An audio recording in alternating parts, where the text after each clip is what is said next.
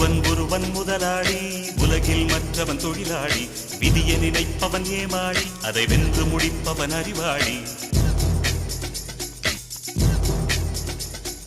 ஒருவன் முதலாளி, உலகில் மற்றவன் தொழிலாளி.